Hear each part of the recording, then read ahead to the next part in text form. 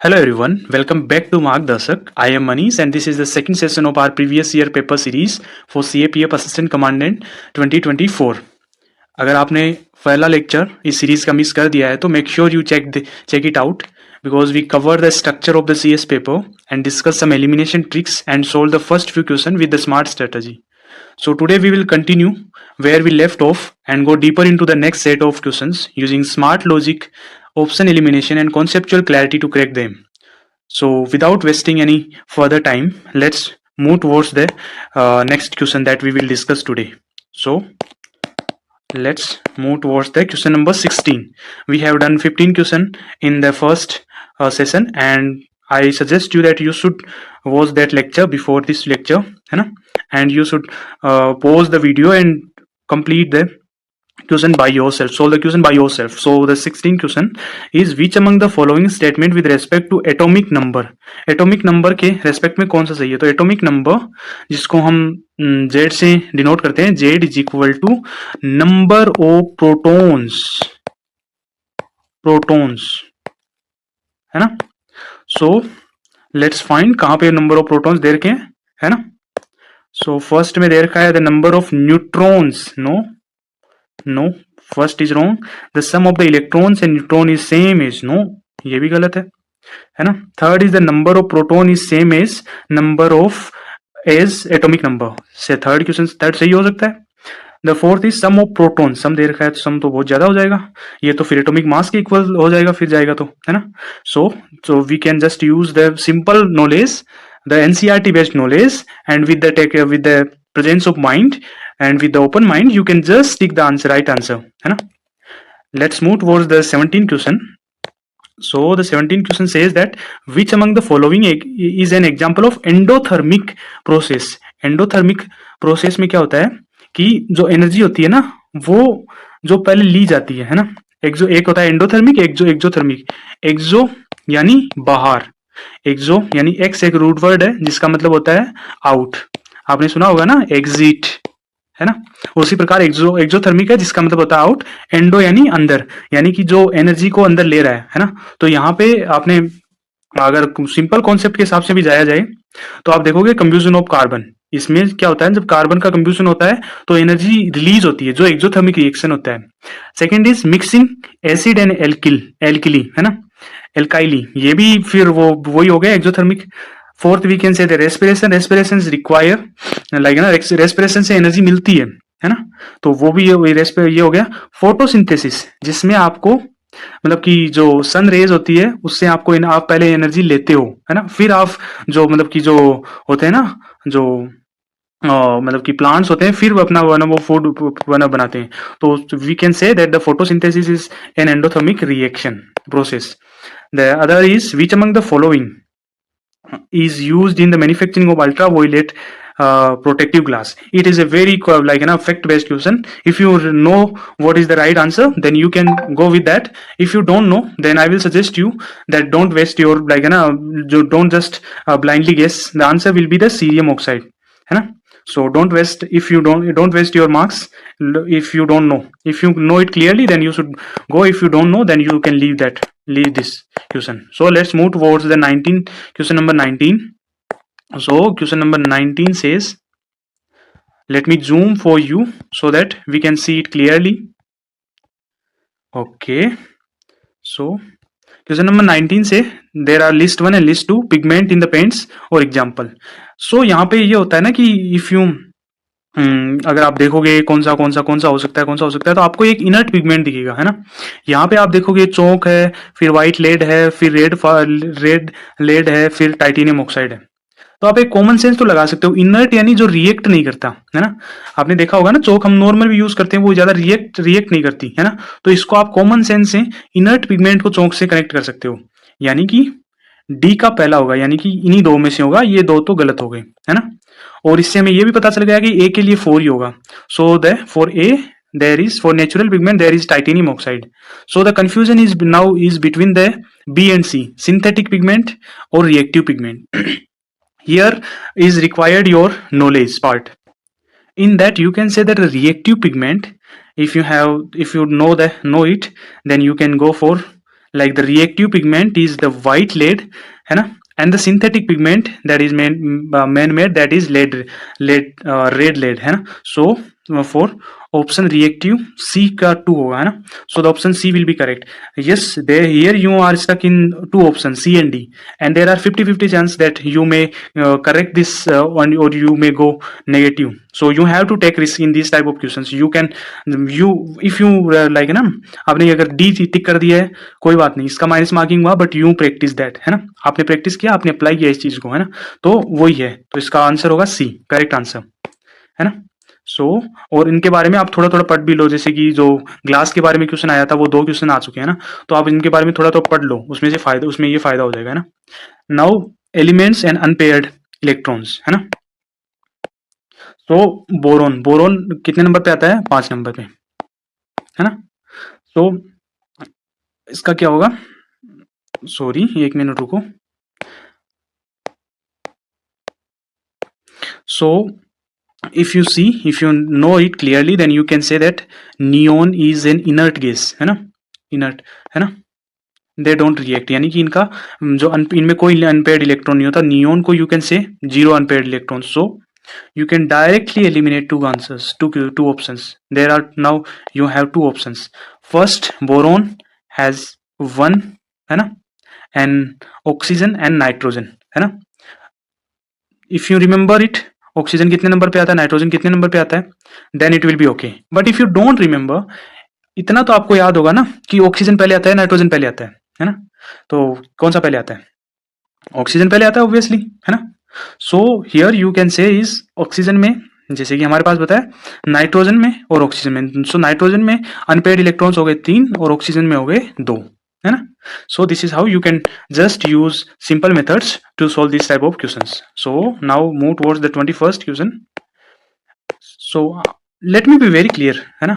I am not here to teach you like give you the all the details answers, all the question. I am here to give you what the an aspirant should think at the exam hall to clear this exam, है ना. So that is the simple thing. You don't have to go with the other things, है ना. So let's move towards the other. Which one among the following biotechnologies is applied to manufacture pharmaceutical products such as insulin, antibiotics and vaccine, है ना. So यहाँ पे D से start करते हैं. Blue biotechnology, blue economy आपने सुना होगा ना, ब्लू यानी ब्लू रिलेटेड टू वाटर, है ना. तो ये मराइन से रिलेटेड हो, मराइन लाइफ से रिलेटेड हो गया, है ना. Second is green. ग्रीन आपने ग्रीन रिवॉल्यूशन सुना होगा. तो green revolution is something about agriculture, ये जीएम क्रॉप से रिलेटेड है ना. The second is red biotechnology. Red is something related to chemicals, है ना. Chemicals, something like as red says is it is harmful, है ना. So it's related to chemicals.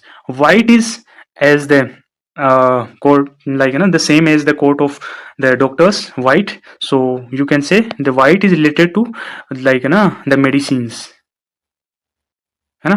Medicine like insulin, biotic, antibiotics and vaccine, है ना. So the option will be the white biotechnology. Okay, so let's move towards the 22nd question. It's a very simple question, है ना.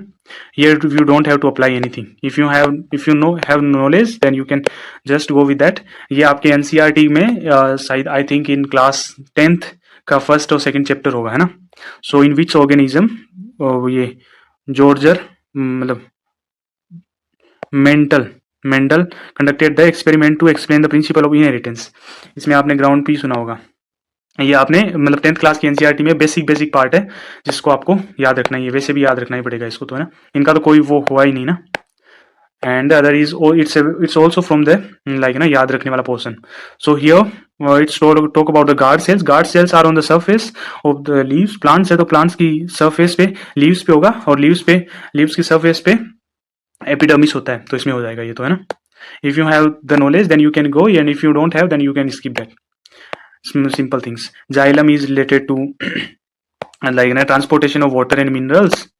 ये transportation of water and minerals हो गया, तो इस प्रकार आप कर सकते हो। Identify, next question is identify the correct option for the from the following about the proportion of the different gases in biotechnology, biogas. Biogas में आपने मतलब कि प्रोपोर्शन कौन कौन सा है उनको अरेंज करना है डिफरेंट गैसेज को, है ना। तो सबसे पहले आपको पता ही होगा कि मीथेन, आपने सुना ही होगा, biogas methane, biogas methane, biogas methane, आप सुनते रहते हो, है ना। फिर आपने सुना होगा मतलब कि बायोगैस मीथेन के साथ में आपने कार्बन डाइऑक्साइड भी सुना होगा। ये वाला तो नॉर्मल आप कॉन्सेप्ट कहीं पे भी सुन सकते हो कि कार्बन डाइऑक्साइड, है ना। क्योंकि जो होता है ना, बायोगैस किससे बनता है, बायोगैस, गोबर गैस, इसको कुछ भी बोल दो, ये बनता है जिसमें जो decomposition of the waste material, उसमें क्या होता है ना कि आपकी मीथेन रिलीज होती है, प्लस कार्बन डाइऑक्साइड रिलीज होती है, plus nitrogen, plus small small gases होती है। इसमें 50 to 60% मीथेन का होता है, 25 to 40% इसका होता है कार्बन डाइऑक्साइड, और रेस्ट इन मतलब कि माइनर गैसेज लाइक नाइट्रोजन इनका होता है ना। So option A will be the correct option for 24th question, है ना। सो let's move towards the 25th question, है ना। Okay, let me zoom for you. So 24 question, 24th, 25th is also related to some facts.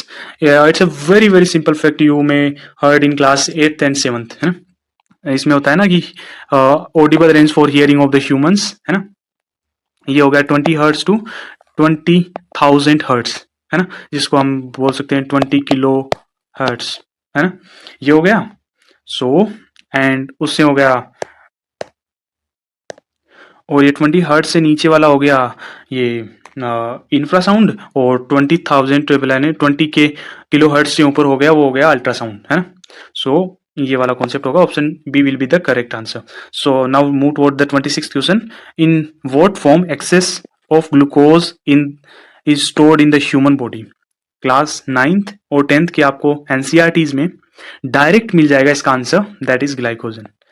आपको NCERT, you have to do the NCERT, the basic NCERT. I am not saying that you should go with some advance courses और some other things, but you have to do the basic things, है ना। और basic things में ये वाला part आ जाएगा, glycogen आ ही जाएगा, है ना। फ्रक्टोज सम शुगर वाला पार्ट, है ना। ग्लूकोज ब्लड में होता है ना। और स्टार्च होता है, ये हो जाए एनिमल्स में होता है, एनिमल्स, है ना। सो इस हिसाब से होता है। ये वाला तो सिंपल कॉन्सेप्ट था, you have to know this type of concept, there is no substitute about the basics.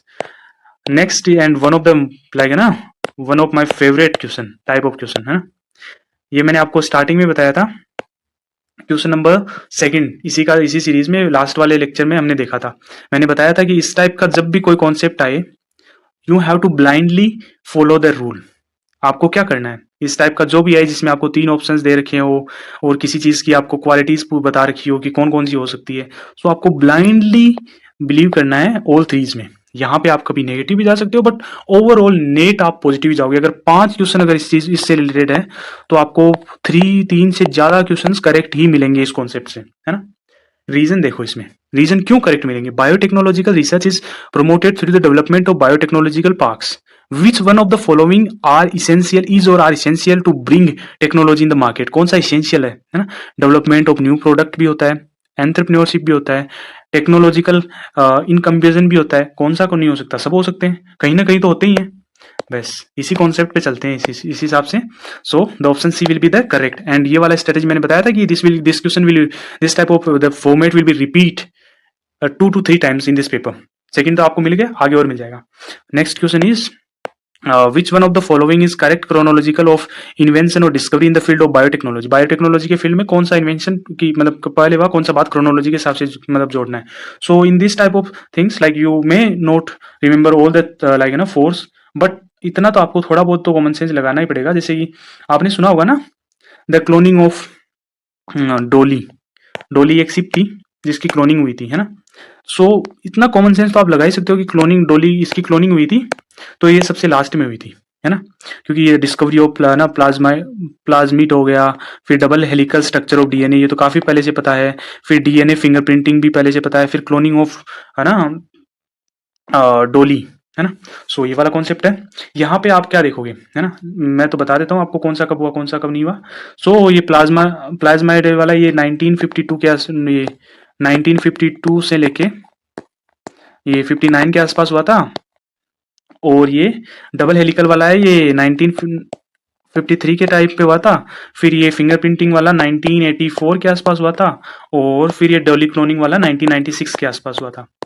सो अगर आप सिंपल डोली क्लोनिक को लास्ट वाले मतलब क्लोनिंग ऑफ डोली को लास्ट वाले में रखोगे तो आप देखो कितने ऑप्शंस एलिमिनेट हो गए, यानी कि एक एलिमिनेट हो गया है ना। अब आपको एक एलिमिनेट हो गया है ना, अब आपको देखना है कि डबल हेलिकल वाला पहले हुआ, कौन सा पहले हुआ, है ना, उस हिसाब से आपको करना पड़ेगा, है ना। सो हियर आपको मतलब कि नॉलेज और कॉमन सेंस दोनों लगेंगे, so the option A will be the correct option, है ना।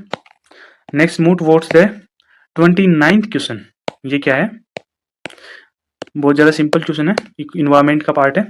इन an economy ecosystem why is the number of trophic level of food chain usually limit. Limit क्यों होता है, जब आपको कोई चीज मतलब कि खत्म हो जाती है ना, तब वो स्ट्रक्चर लिमिट हो जाता है ना। जब यानी कि if you are building some structure, तो जब वो आपका मटेरियल खत्म हो जाएगा जो उसमें रिक्वायर्ड होता है, तब आपको फिर ना वो लिमिट हो जाएगा ना उसमें। तो यहाँ पे देखो ऑप्शंस के हिसाब से चलते हैं। Lower trophic levels has less energy than higher trophic level, no. यहाँ पे क्या होता है ना कि जो लोअर टॉपिक होता है उसके पास ज्यादा एनर्जी होती है, फिर जैसे ही ऊपर जाएगा तो सिर्फ 10% एनर्जी उसके पास जाएगी, उससे ऊपर जाएगा तो इसकी 10% जाएगी। यहाँ पे अगर 100 है ना, यहाँ पे 10 जाएगी, यहाँ 1 जाएगा, फिर आगे 0.1 जाएगा, ऐसे जाएगा, 10% ही आगे जब ट्रांसफर होती है। तो ये वाला तो गलत ही हो गया, क्योंकि जो लोअर होता है उसमें हाई हाई एनर्जी होती है, तो ये वाला गलत हो गया, है ना। Because of the loss of energy at the east trophic level, ये कंसीडर कर सकते हैं। इससे आगे higher trophic level individual can control the lower ones more effectively ना, ये तो कोई मतलब ही नहीं है इस चीज में। Fourth is limited tropical level make a food chain less vulnerable to the parasite, no, इसका भी कोई खास मतलब है नहीं। यहाँ पे आप देखोगे तो मोस्ट अप्रोप्रिएट और जिसको कह सकते हैं जिसके साथ हम जा सकते हैं वो वाला है B, because of the loss of energy at the east trophic level. So here you can go with the option B. Let's move towards the next question, that is 30 question number 30. Which one of the following structure is not found in the prokaryotics? There are two type of prokaryotics और eukaryotics, है ना। Prokaryotics और यूकार्योटिक्स, इनमें difference क्या होता है। Prokaryotics यानी कि बैक्टीरिया वगैरह ये वाला पार्ट ये हो गए, इनमें क्या होता है न्यूक्लियर एब्सेंट होता है, न्यूक्लियस एब्सेंट होता है। तो यहाँ पे directly you can say that इनमें न्यूक्लियस फाउंड नहीं होता है, न्यूक्लियस नहीं होता, न्यूक्लियर एनवेलम भी नहीं होगा, तो ये वाला नहीं होता। इनमें सेल मेम्ब्रेन भी होता है, राइबोसोम भी होता है, सेल वॉल भी होती है ना। सो किरेटिन की कुछ ऐसे बनी मतलब वो कुछ ये ऐसे बनी होती है इनमें बैक्टीरियाज में। सो आप देख लेना, मेरे को कंफर्म याद नहीं है ना। So next move towards the 31st question. 31st question is from geographical part, geography. So let's discuss this, है ना। Which regarding the rotation of the state earth, है ना, which among the following statements regarding the rotation of the earth, since the earth rotate by 15 degree each hour, time zone normally differs by 1 hour. Correct, एकदम correct है, इसमें कोई दो राय नहीं है ना, क्योंकि होता है ना 1 degree is equal to 4 minutes, है ना। ये वाला कॉन्सेप्ट आपको याद रखना, इनमें से इस कॉन्सेप्ट से हर बार एक क्वेश्चन आता है, आपको हर बार 1 से 2 क्वेश्चन आते हैं। इसी पेपर में आपको एक क्वेश्चन और मिल जाएगा इसी कॉन्सेप्ट से रिलेटेड, है ना। हर एग्जाम में इस कॉन्सेप्ट से क्वेश्चन आता ही आता है, कंफर्म है ना। इसको आप ना वो फिर ना ये इससे जोड़ देते हैं, सॉरी क्या वर्ल्ड मैप से जोड़ देते हैं इस क्वेश्चन को, जो कि आपको आगे मिल जाएगा, है ना। सो यहाँ पे हम डायरेक्ट थोड़ा सा अगर ऑप्शंस को देखें तो ऑप्शन क्या है, फर्स्ट करेक्ट हो गया, है ना। फर्स्ट करेक्ट हो गया तो हमारा ऑप्शन क्या होंगे, है ना। ये वाला भी हो सकता है, ये वाला भी हो सकता है, इनमें दोनों फर्स्ट है, इसमें फर्स्ट नहीं है, ये कट गया, ये कट गया, है ना। So now we have to read the, इनमें से कोई सा भी पढ़ लो एक बार कि 3 और 4 में से एक भी अगर सही हो गया तो दूसरा तो अपने आप सही है ना।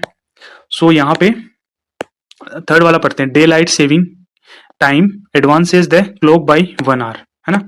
ये वाला मेरे को अजीब लग रहा है कॉन्सेप्ट, है ना, मेरे को नहीं समझ में आ रहा कि ये वाला करेक्ट है कि नहीं है, तो मैं फोर्थ पढ़ूंगा, है। The moon rotates and revolve about the earth in the same directions that the earth revolve the sun. ये वाला कॉन्सेप्ट एकदम क्लियर है, एकदम करेक्ट है ना।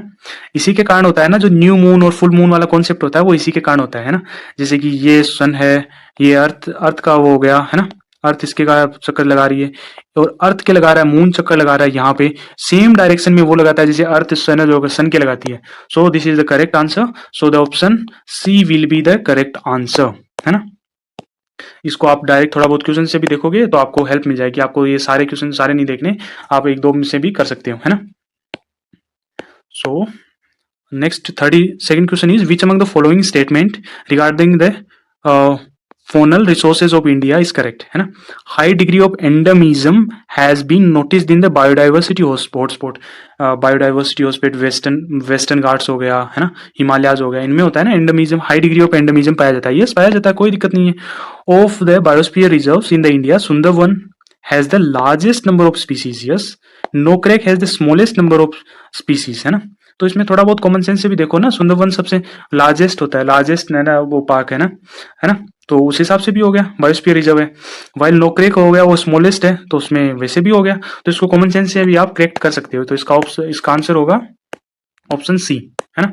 सो let's move towards the next question, 33rd question, है ना. ये हो गया विच, ये है consider the following character of the type of winds, है ना. यहां पे आप देखोगे तो ये दे रखे हैं, इनके हिसाब से आपको कौन सी है इनको आपको छांटना है ना. First is they occurs at the upper level in the top in the atmosphere, है ना. ओके, अपर लेवल में होता है. Okay, they are subjected to two forces, a pressure gradient force and the Coriolis force. Okay, है ना. Third is when the forces balance, air moves at the right angle to the pressure gradient and parallel to the isobars. So common sense है, काटो, जो cut रहा है वो काटो, है ना. सो फर्स्ट इज ईस्टर्लीज और वेस्टर्लीज को देखा जाए तो वो अपर लेवल ऑफ एटमोस्फियर में नहीं होती है, वो नॉर्मली होती है ना. तो ये वाला तो डायरेक्ट कट ही गया, है ना. इनमें से देखो, इनमें से क्या होता है ना, ये पढ़ोगे आप लाइक ना, two forces, pressure gradient and the Coriolis force. इनके हिसाब से आप तो जियोस्ट्रोपिक है ना, geostrophic wind. So the option B will be the correct. Yes, ये होता है बट इसका इन्फ्लुएंस बहुत कम होता है ना. जियोस्ट्रोपिक्स का ऑप्शन मतलब ज्यादा होता है, तो appropriate will be the answer, the correct answer will be the B, है ना. So you can go with the option B. Next move toward the 34th question. That is also as UPSC do sometimes, वो थोड़ा सा अजीब अजीब से terms लिया जाता है, जैसे पोर्टजोलाइजेशन टेक प्लेस, है ना. पोर्टजोलाइजेशन इज समटाइम्स सम लाइक ना कॉन्सेप्ट इज ये लिंचिंग ऑफ द लीव्स, है ना. ये मोस्टली पाया जाता है हाई मिडल एल्टीट्यूड वाले रीजन्स में पाया जाता है, जहाँ पे ये है ना फॉरेस्ट वगैरह में वो लिंचिंग ऑफ द लीव्स वाला कॉन्सेप्ट है, तो उस हिसाब से होता है ना. तो इसको आपको थोड़ा बहुत पता है तो आप कर सकते हो, वरना आप छोड़ सकते हो, इसमें कोई बड़ी बात नहीं है. कुछ क्वेश्चन छोड़ने के लिए भी होते हैं, सारे नहीं हो सकते ना हमसे.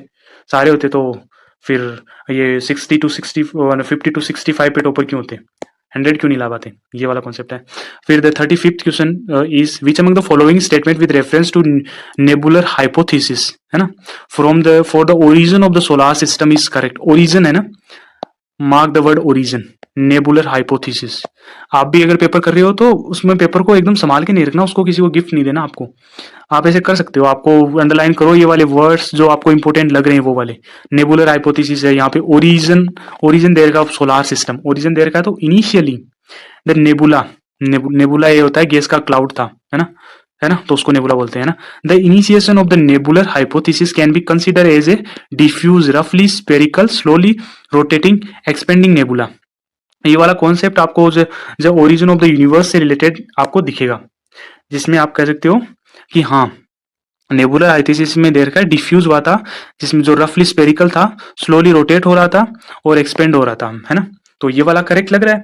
सेकंड पढ़ते हैं, as a result of rotation and expansion the disc is formed. ये वाला जो फॉर्मेशन के बाद वाला कॉन्सेप्ट है ना, ये वाले कॉन्सेप्ट. सो हियर अगर आप देखोगे जब बिग बैंग थ्योरीज को भी अगर कनेक्ट कर पाओगे इससे, तो आप देखोगे कि the initiation of nebular hypothesis can be consider as a diffuse रफली spherical and slowly rotating expanding nebula. So here you can go with the option A, that will be the correct answer. The 36th question will be, ये वाला मैंने बताया था आपको अभी, जो time zone के बारे में अभी बता के आया हूँ जस्ट, है ना. मैंने बताया था कि इसको आगे एक वर्ल्ड मैप से रिलेटेड भी रिलेट करके भी पूछेंगे. तो ये वाला आ गया.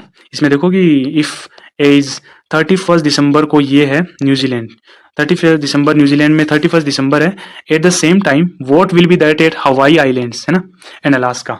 सो कॉमन सेंस लगाओ ना, वेस्ट में जाओगे तो एक दिन बढ़ जाएगा, ईस्ट में जाओगे तो एक दिन कम हो जाएगा. ये वाला है, ईस्ट वाला इधर हो गया, वेस्ट वाला इधर हो गया.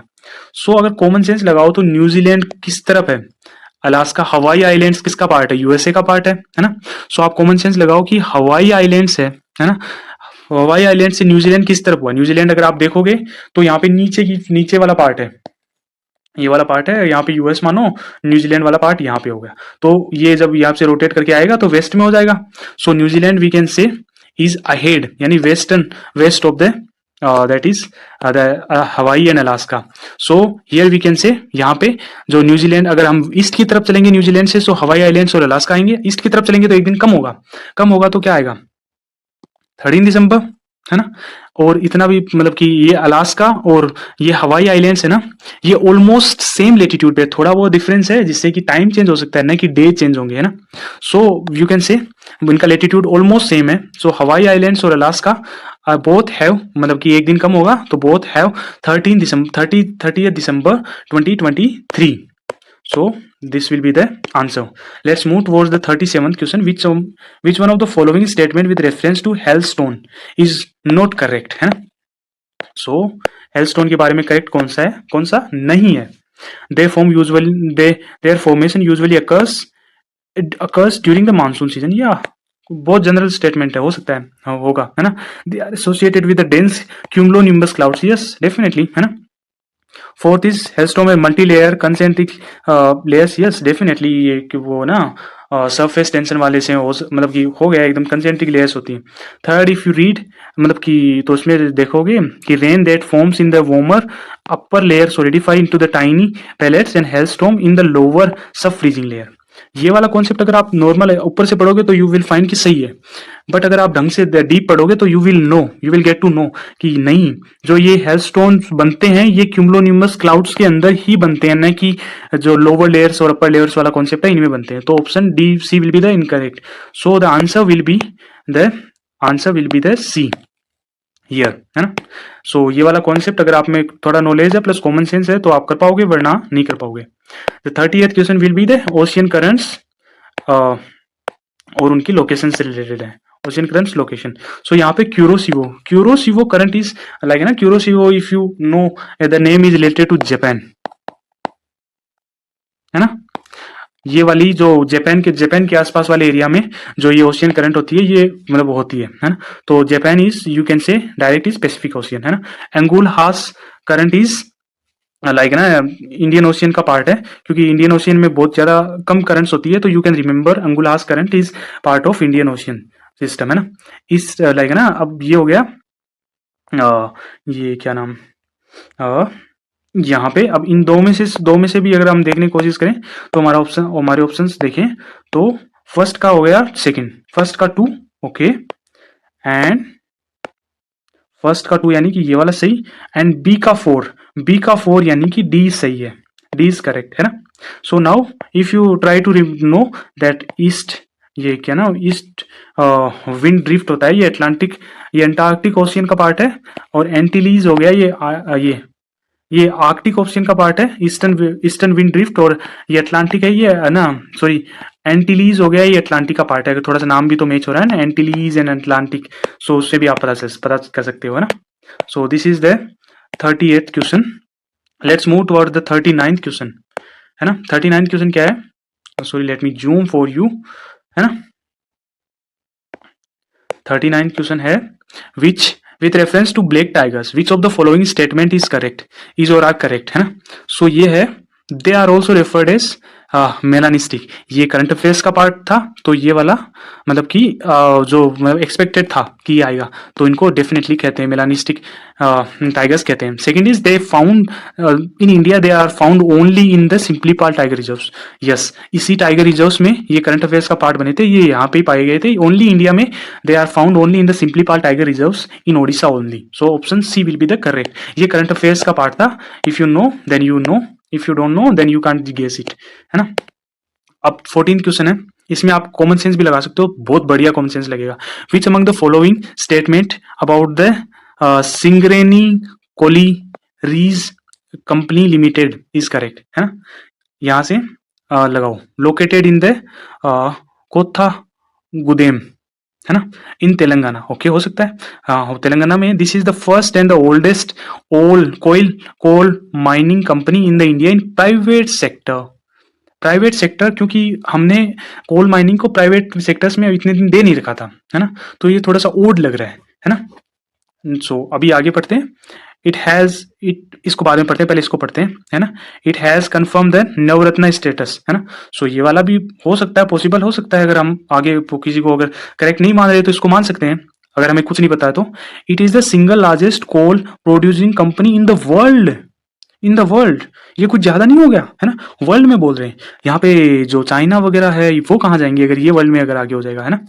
जो कि हाई वो मतलब कि बहुत बढ़िया बढ़िया टेक्नोलॉजीज के साथ बैठे हैं। So now read the second question, second option, है ना। It has now diversified into thermal and solar power generation, explosive manufacturing for blasting in the open cast mines and consultancy work.